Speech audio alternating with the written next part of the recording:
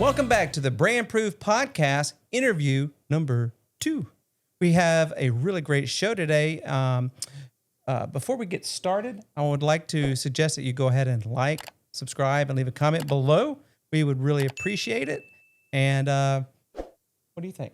Yeah, if they have any ideas for future guests, if you're interested in being a future guest, we'd love to hear from you. So just shoot us a comment or a message. Yeah. So tell us, Lindsay, a little bit about our special guest today. We're in for a treat. I'm going to let her introduce herself, but she is the owner and CEO of a public relations firm, but she's also a publisher for one of the nation's largest digital kid and family publications. Nice. You know what I wish we could learn how to do on this show? What? In this corner, we have our contestant, which is, and then just really kind of ding, ding, ding. Of course, you wanted flashy, Ryan. But in this interview, we're really honing in on marketing and branding tips for small business owners, right? I know, we're trying with don't forget. Oh, yeah, bourbon. A little bit of bourbon, I guess too. if I get bourbon, you should get flash. It's only fair. Come on now. Yeah, okay. Flashy bourbon. So, ding, ding, ding. All right, with that said, let's introduce Lillian Taylor. welcome to the BrandProof podcast, Lillian. I know. Thank you so much for having me on this morning. No, thanks. I'm glad you could be here. I'm glad you could see what we kind of have going on, our little humble abode. Yes. I'm excited, watching this from kind of its beginning and being here now. It's fun. Yeah, we're lot of fun. slowly settling into kind of almost a routine, A groove, yes. a groove. Yes. Yeah. Yeah. Well, it takes a little bit of practice. So I'm glad that I get to be one of the firsts. Yes. We're glad you are too. Yeah. You're very impressive, for Oh. sure. Yes. You and I, our paths cross a lot, right? That's right. Yeah, they do. Will do you mind telling us a little bit about what you do? Yeah. Sure. And your path of how you got there, because I think it's such a neat journey. Well, thank you, Lindsay. So you and I go a little back, 4.5, almost 5 years now? I think so, yes. Yeah, when we first met, that's where our paths first crossed with Foley Main Street. Right. And their promo committee. But I don't know. Life is life. It's taken some turns. So yes, I own a public relations firm, which is very similar to some of the marketing and work and things that you do. And that was not my original intention when I started out. If you had met me 10 years ago, I would tell you that I'd be out growing plants on a farm somewhere. Oh, really? I didn't know that side of you. Yeah. So There was a woodsy Lillian in there. But this is life now. And I'm so thankful for that. I own Baldwin County Resources. It is a public relations firm, and it really focuses on bridging the gap between our for-profits, our nonprofits, and our community members. Okay. And I'm so thankful for that. And then I also have the publication Macaroni Kid for Mobile and Baldwin counties. And it is one of the nation's largest digital and family kids publications there is. That's cool. Yeah, it's so much fun. And that also not my intention. It was actually my son's idea. And really? Yeah, he knew that I'd been the editor-in-chief for a magazine, Gulf Coast City Lifestyle, for several years. And he was like, Mom, I want to do what you do. And I was like, all right, let's do it. And so we researched, and last year at Christmas, he was like, I really want to launch this thing. I want to do this. And we looked into what our options were, and did we want this to start this from the grassroots and build up, or did we want to look at avenues that maybe were a little bit more established, that had a little bit bigger of a presence and footprint? And we ultimately made the decision, and now we run with it. How old is your son? He's 13. Wow, 13 and already has that entrepreneurial kind of spirit, that kind of... Liam is the greatest. I drug him with me to all the he ribbon must cuttings be a and mini things. you. He kind of is, yeah. That's awesome. Yeah, he's it's a really rare too It these is days. rare. He's a really good kid. He's funny. He is like really funny.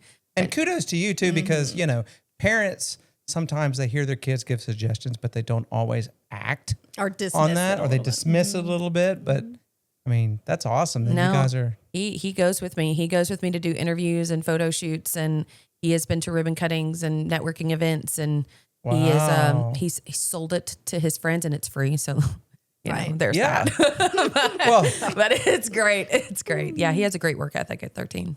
So.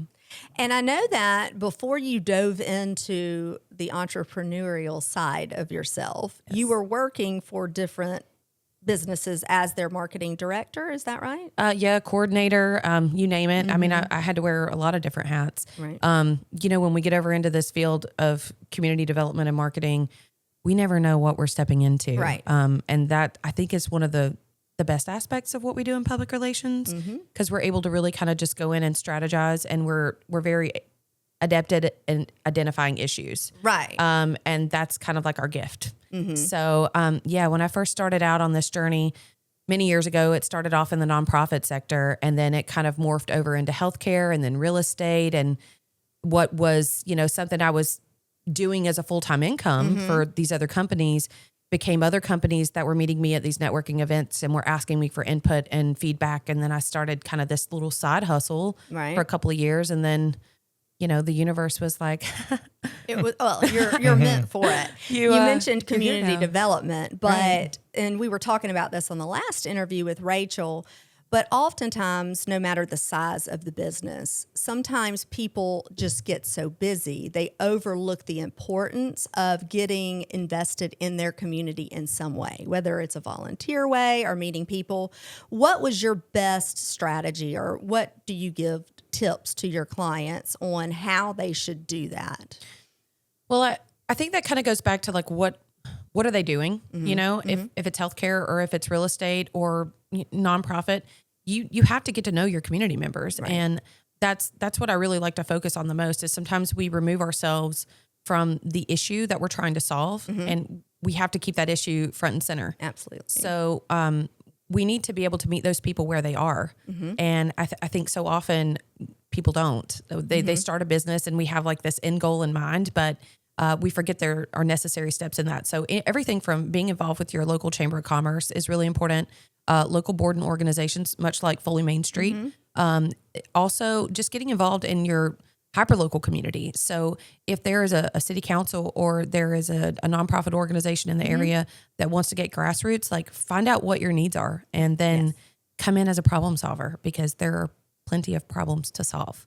And if you become a helper, other people want to help you. Very true. Yeah. Very true. If you can put your face there and make those personal connections, then you've already gotten your awareness out there that you exist. Then people trust you. And once you build that relationship from the trust, they become your biggest referral source and advocate. They do. Wouldn't you say? They do. I would say clients are more likely to become your friends than friends becoming your clients. And that's a good point. That has been my experience from like the get-go. When I first started out in this, it was something that I really enjoyed because I was able to get out and network and talk with people. But it's very different when you're doing it because you're just genuinely passionate about helping other people. Yes. It's different. Like what I get paid doesn't motivate me. Seeing the outcome and the end results is what motivates me, because as you know, there are a lot of things that you can't put a price on. Right. I do what I love. Right. I do not love invoicing, so I'm very bad. I'm bad at that. I am very bad. I have clients. Are you good at that? I really need to catch up on. I used to do all my invoicing on Fridays. Yeah. Years ago, and I dreaded Fridays because I had to stop what I was doing, all my fun, all the cool projects I was working on, and just focus on billing. Not my cup I've tried of to set tea. aside a day to do that, but I have clients that work with me in a mentorship setting, right, to help build their business, build their brand. And I also have to have mentors because I need that accountability. Like, it is an investment, and that's my struggle point. That is my pain point. So having other mentors to help hold me accountable for that and also encourage me and be like, hey, where are you at this week? And have you got these things sent out? It's kind of it's a necessary thing because we can't be good at all the things all the time. And we have to keep the lights on. Right. And I really need to do that. That's kind of an essential need I have. Right now, my husband thinks with that side of the brain. He's got that analytical engineer side. No, he's fired me twice as his client, but I can't, I'm like, I can't afford the same salary as free as you are. So I've had to get better at it. But it's a learning curve for sure. I think it's really interesting how you connected each piece of your marketing experience and past to come up with what you have with the Baldwin County Resources. So I kind of want to talk about that. What was your epiphany, or what was that moment you said, okay, what I learned in the nonprofit sector could really, really benefit the for-profit sector. So how did you make that connection, and how did you get that story out to people? Well, I mean, it really just became a necessary thing. So having worked in nonprofit before I went into the for-profit sector, you see both sides of the fence. And I think the biggest common misconception people have about nonprofits are that they are not a business. They very much are. It is a different entity. It's a different setup. They have a different set of tax laws and brackets and things of that nature. But they are very much a business, and they are run like a business. They should be. They need to be. Right. And that's part of what we help them with.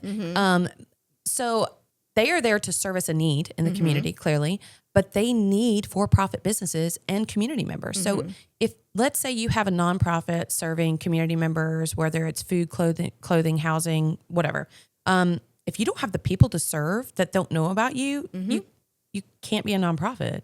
And on the other side of that, as a nonprofit, you also have needs from the for-profit businesses, whether that's lawn care, landscaping, foundational grants, whether that's coming in and helping you with your taxes and accounting and marketing, administrative work. So you do contract with for-profit businesses, but nobody talks to anybody about that. And I think it's because they just have this misconception of that for-profits want everything for free or low cost or no cost. And that's not necessarily true. Right. A lot of nonprofits are giving or have been given funding to pay for these things specifically because they're part of the cost of upkeep and running.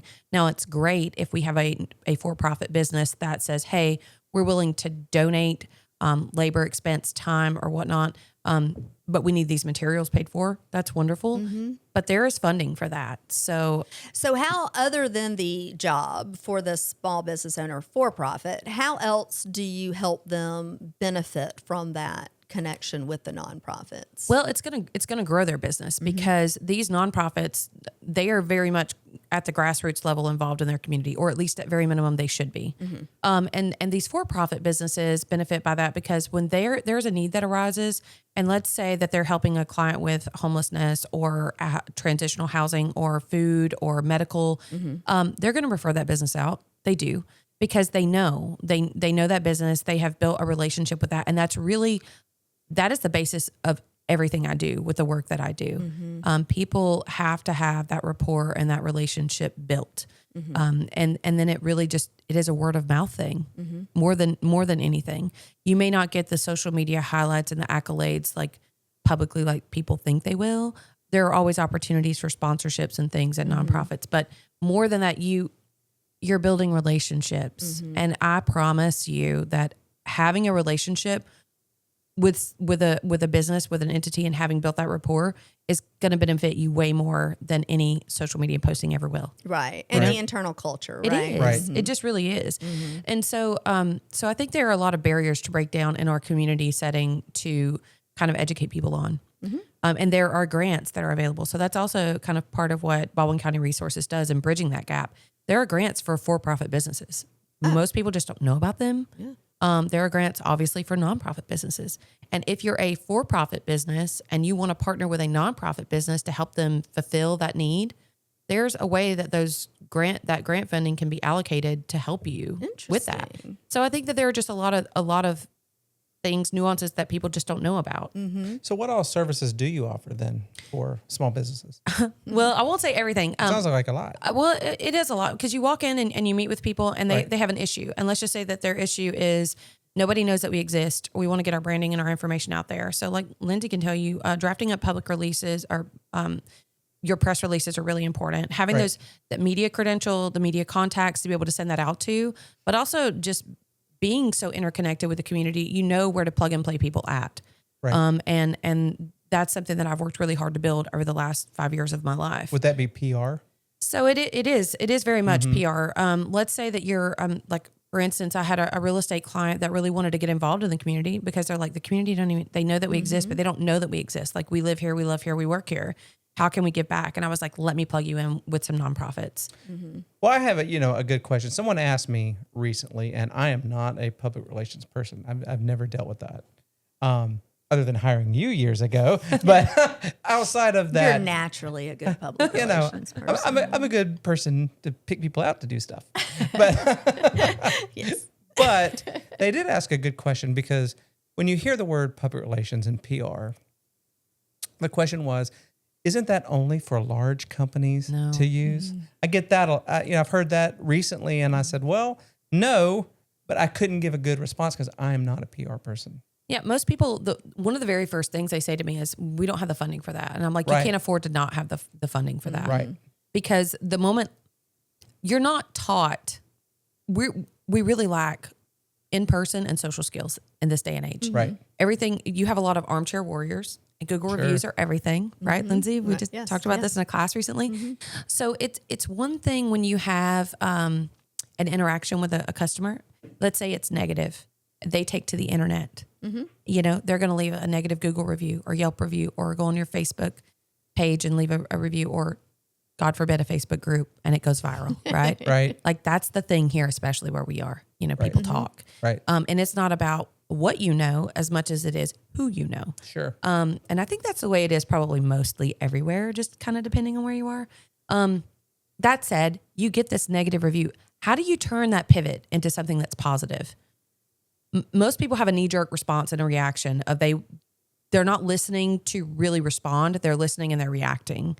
And so public relations comes in and we help you with that, because we want to make sure that, number one, you understand what's happened with this, and how can you turn something that can potentially look negative into something that's positive.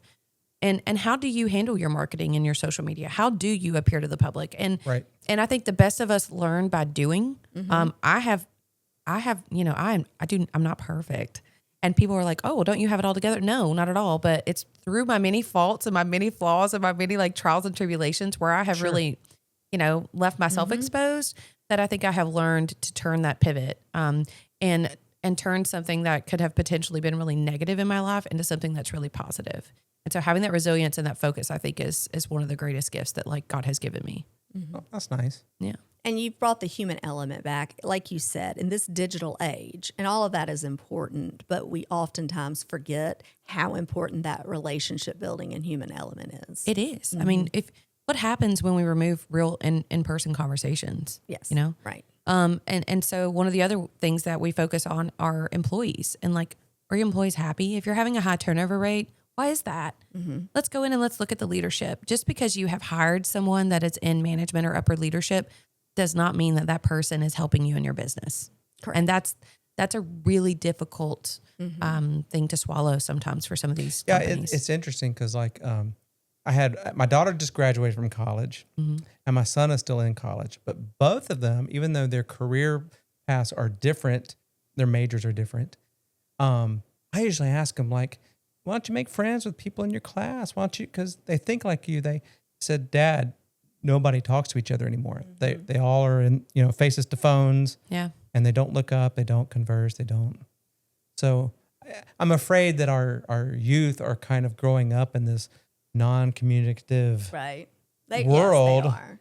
As far as face-to-face, as far as the human element is concerned. And it'll be interesting. What will also be interesting is now that a lot of schools have removed cell phones from the classroom. I just saw this video on, I think it was TikTok or YouTube. I can't quite remember, but it was a teacher, and they had finished one full week of class, and the teacher is on a Friday. He said, I can't believe it. This is the first time in 10 years where all of my students were taking notes, and all of them turned in their in-class assignment, and all of them, because it's a miracle. They're not distracted. So So I can only imagine what small business owners who have kind of become entrepreneurs, maybe they weren't, maybe they're not that old, but they're probably age, 25 to 35, somewhere ish. And or their team members are. Or their team members are, or their team members are, and they're having a hard time communicating with. Well, they are. And your business is only as good as its leadership. Right. Good leaders lead by doing, not by talking. And it's the little things. It's the very personable things that really make your business grow. And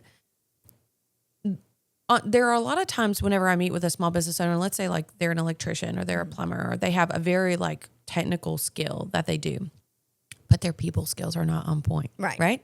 They're just not a people person. Really. Right. Yes. they're like, I don't know what to do with this. You know? Right. Well, we do. Right. We right. do. We want to make you approachable and we want to help you with that. And so we also want to like help coach and guide you on that and put the personality back in personhood.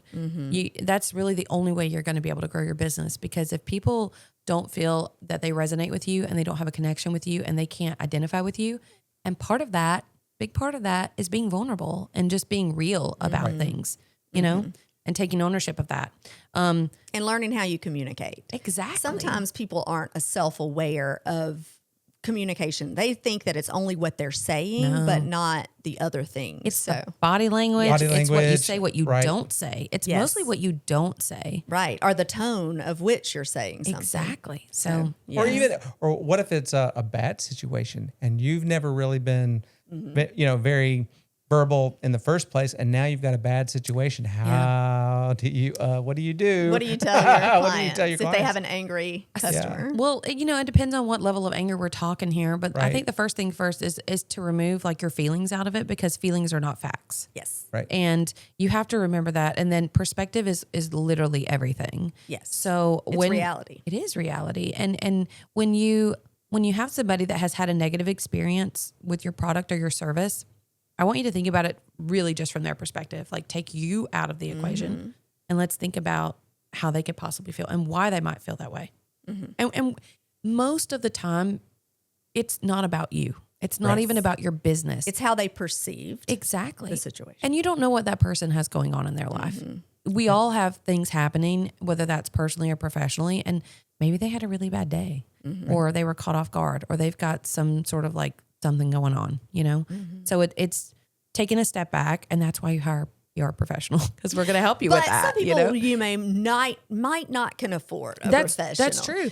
And so we talk about that. You know, there are a lot of times when I have a strategy session with somebody who is just genuinely curious and they just have one specific thing they want to focus on. Well, we should totally talk about that. I give tips and tricks kind of things to do all the time when I'm talking with somebody, because I want you to be successful. Like if you're not and you're not doing well, then I'm not very good at doing my job. So that's kind of how it boils down at the end of the day.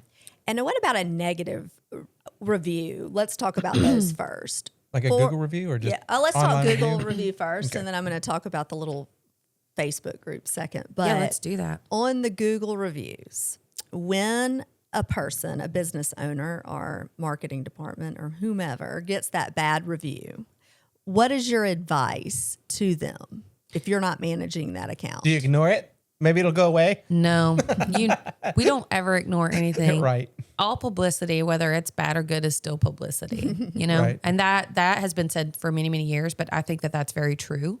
And how you handle that will really determine what happens next. Also, admitting accountability and fault sometimes. Sure. It really depends on what type of review it is. Let's say that you have a restaurant, a person comes in and they find, God forbid, like a bug in their food or something, that's the worst. That They is the go worst. on, they leave a Google review. Maybe they even left a picture. Right. I think just number one, apologizing, regardless of whether you think that person is wrong or right. Right. An apology and a genuine apology at that can go a long way. And then just And kind of even taking, if you know the situation is not true, Right. I think you can validate their feelings in a way. Exactly. And yes, without pivot, you got to pivot it. So-and-so, I'm so sorry that you had that experience, and I can see why you would feel that way. You would think that way. You would react that way. I would love to have a conversation with you. I would love to be able to have the chance to remedy that and rectify it. Maybe you didn't know about it. Maybe you had an employee that was aware that you weren't, So I think that we have to be very careful about how we do respond with negative reviews on Google. We're all bound to get one at some point if you're putting your business out there. Like, that's just part of it.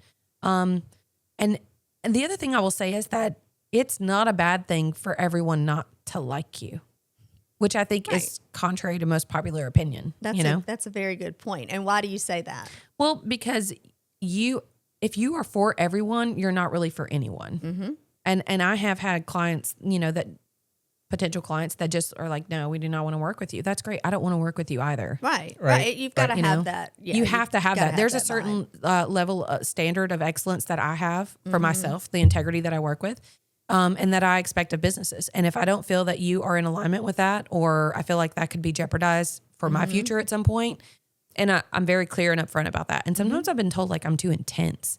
That is verbatim. Like I've been at business meetings over dinner, and we're talking about stuff, and I've had people tell me like, you are really intense. Right. You have no idea. Right. I'm going to become your best friend, one of your closest confidants, and we're going to talk about a lot of really uncomfortable things. Right. And so like intensity is where it's at. I pride myself on being intense. Right. But it makes the But I'm connection real. and it works. I'm real. Right. You can also call me late at night, with that negative Google review, and I'm going to help you flip it into something positive because we're going to be that intense. Right. And we're at that level. one piece of advice I give them is breathe. You do not have to react right this minute. No, sometimes, practicing a pause is a good thing. Yes. It allows you and them to take a moment and think, because what if they go back and they delete that, Or it gives you time to report that Google review to Google. If That's it what has I was bugs. going to, yeah, you're right. Anyway. It's hard not having the last word, though. You Sometimes see it, it and is. people like want to be that keyboard warrior. I will show them. Maybe we need to do a whole episode on this, but You I do. do want to say you can gain more followers or more customers from a negative review if you reply professionally. So it's Absolutely. really not about the person leaving it. It's about everyone else reading it. Right. Wouldn't you say? Yeah. So recently I had a real estate client that I worked with and love them. And they do short-term rentals. Like that's something that they specialize in. And there was a person that went on Facebook and they kind of had like this negative review, which I think was the next segue into your conversation, right? And so this client of theirs had kind of left potentially a negative review. And the girls on the social media team that I was working with were phenomenal at how they were able to take that seemingly negative comment and turn it into something that was positive, because everybody else that has worked with you or that knows you personally, that you've built that rapport and that relationship with, those are your people. And that's They when come that in. trust comes into effect because they're Absolutely. your biggest advocates. They are. Yes. And so really the company took accountability and they were like, we're sorry that you had this experience and this is what happened essentially. But their clients, their previous short-term rental tenants, Yes. community members that knew them personally, Or they maybe are the even ones that came in that and just saved the thought day. they did have a relationship with Right. that company. Follow them on social media. or Their whatever. relationship was totally defended from that. And I was just like, you girls did the perfect pivot on that. And Yes. fantastic. And that's why it's so important for for-profit businesses to be involved in their community. That's so underrated in what we do. They need to be involved. Yeah, exactly. They live here. Yes. Well, we've got to start wrapping up the show. Oh my gosh. Okay, Coming wow, away it's already- fast. But before we do, I want to try something new. Oh my gosh. Okay. Am I Rapid prepared? fire bonus questions. Oh God. Okay. Are you ask the first one, Lindsay, and we'll alternate from there. Okay. Favorite drink, and if it's bourbon, we want to know favorite bourbon. I can't say that it's Okay, bourbon. You don't have to. I'm a really big fan of those White Claws. I gotta be real with you. She's one of those. I'm Oh, one of my those. goodness. I'm one of those. I really like. I like wine. I really like a good Pinot Noir. My buddy Winston McQuittery, he's Yes. Winston. He's great. He does a lot of wine tastings. He can school you on some of that, but I would All say right. All right. What is one Baldwin County, Alabama restaurant everyone should try? hands down Feast and Company. Feast and Company. Where is Feast and Company? So Feast and Company is at 116 West Laurel Avenue, downtown Foley. Don't ask me how I know that. It's only because I'm there That's all pretty the time. amazing. Yeah. And what's their phone number? And does she happen to do their PR? Actually, I don't. I'm just there a lot. She's Wink, just wink. a really good Hello, friend of Feast mine. and Company. There you go. She's a good friend of mine. She started her business. We both kind of launched our businesses at the same time. I learned about her actually through Foley Main Street, but just phenomenal people, phenomenal products, service, and food. And so, Mary Garcia with Feast and Company. There you go check her go. out. Yeah. All right, your next one. Yes, I was thinking about Feast and Company. They'd have the best salads. Oh, and I'm going by there to get some pimento cheese when I leave here. Yes. Anyway. Okay.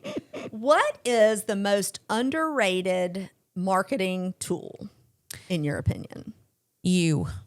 You're sweet. Aw. Yeah, I didn't pay her to say that. so. Right.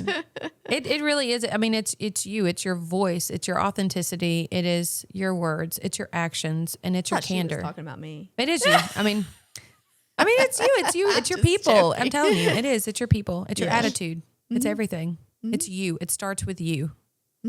And a whole glass of bourbon there. That helps too. I see. Yeah. I need to hurry it up. Okay. What is a PR myth that you wish would just disappear? Something you wish people would not. Is there one? That we're just like paid best friends. We're not.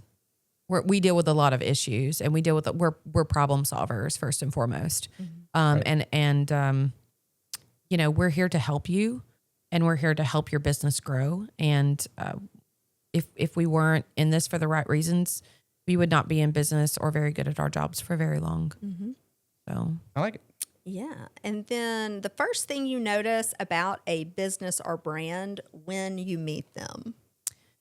their presence. How present are they? How do they look? Mm-hmm. How do they present themselves? And how do they feel about the work they do? Like you can tell when somebody's just really passionate about the work they do versus when somebody is just there to sell a product. And it's like, all right, might want to rethink your career line just a little bit. Let's do a little. Let's do an aptitude test or like a personality test to see what maybe business you should be in. I love those. Yeah, right. Mm-hmm. So leadership. What is one local event that you would never miss? Oh, Third Thursdays. What is that? I got to give it a plug. I've been invested in this community for a long time. So Third Thursdays in downtown Foley, presented by the small businesses in Foley Main Street. We are there for you, and our small businesses are there for you. It is something that really has expanded so much over the last year that our small business owners have put their heart and soul into. And we want to see you there. It's family friendly. It's a lot of fun, and just come and join us. It's every third Thursday of the month, downtown Foley. And you can look at Foley Main Street's website to find out more information about that. And Main Street, so is a national initiative. So they're all over. Right. Yes, absolutely. Mm-hmm. All right. Oh, it's my turn. Your turn. Best piece of business advice you've ever received? Not given. Best piece of business advice. I would have to say to be sure that the actions and the choices you're making today are ones you can live with tomorrow. Mm-hmm. Some things are not worth money. There are some things that should just not be for sale. That's good. That's really good. Yeah, that's good for personal too. Yeah. Courtney, write that down. Okay. What is one word that you would use to describe Baldwin County's small business community? Resilient. Resilient. Oh, man. They are so resilient. Mm-hmm. So since, Sally came through, it really wrecked a lot of businesses. Sally. Yeah. Right. And it also opened up opportunities for people to start small businesses. So I would say that the people here especially are very resilient and they're passionate and I love them a lot. And then last but not least, are you happy to hear that? If you had to give your PR style a nickname, what would it be? Oh, Jesus. Fix it, Jesus. I say that to people all the time. Amen. Fix it, Jesus. Praise the Lord. Yeah. As we drink bourbon. That's right. If I can't fix it, Jesus will. Okay, there's that. Right. With a side of bourbon. Right. That's right. That's right. I think, though, to wrap it up, you do everything you do with heart, and you bring out that genuine, authentic soul and positivity that the world needs. And I think that doing so, you bring the human element back into businesses, whether that is the nonprofit or profit sector. So I've really enjoyed having you here today. Thank you so much for joining us. Thank you so much for having me. This has been a lot of fun. I've really enjoyed myself. We try to make and the drinks. We try to make you as comfortable as possible. You did a good job. You did a great job. Yes, and for our guests, our future guests, you get free bourbon. That's free right. bourbon on the house. Absolutely. Yeah, it's a lot of fun. Thank you. Yeah, no, thank you very much. All right. Well, thanks everyone for joining us for our second interview today. I've had an absolute blast. Oh, yes. Learning everything about you and what you do. And I would please encourage everyone to like, subscribe, leave a comment below. We are really trying to reach out to small business owners out there and try to, at least get you guys aware of some of the to-dos and what not to-dos. And different styles of how to do it. Different styles of how to-dos and why to-dos. There's a lot of to-dos. Right. Anyways, let's wrap up this show, okay? Let's do it. And as we always say, stay bold. Stay you. And get branded. We'll see you next time, everyone.